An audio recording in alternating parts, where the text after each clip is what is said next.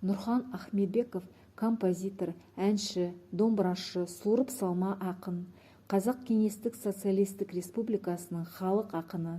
1903 жылы Жангелдин ауданының Жаркешу ауылында дүниеге келген. Жас кезінен бастап өлең жаза бастады. Оның достық, туған жерге деген сүйіспеншілік сияқты белгілі құндылықтарға арналған, сондай-ақ тарихи тақырыптардағы поэмалары, балладалары ерекше танымал болды. Сахнадағы айтыстарға қатысуы Нұрхан Ахметбековтың танымалдығын арттыра түсті. 1943 жылы Торғайдан келген ақын бірінші республикалық айтыстың жеңімпазы атанды. Оның ең танымал айтыстары Сәт Есенбаевпен және Майташ Смағұловамен болған айтыстары. Ахметбековтың есім сері, қарға дастандары Торғай даласындағы нақты оқиғалар туралы баяндайды.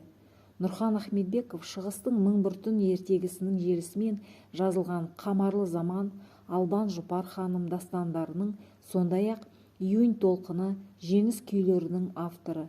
Ақынның Күләндам дастаны 1932 және 33 жылдардағы қазақ даласында орын алған алапат ашаршылық туралы.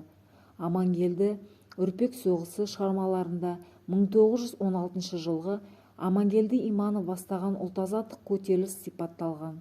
1952 жылы Абай атындағы республикалық әдеби сыйлыққа ие болды.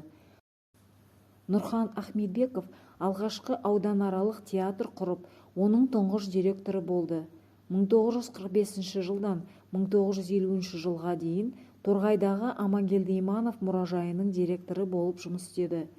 1951 жылдан 1955 жылдары Торғай ауылдық кеңесінің төрағасы болды.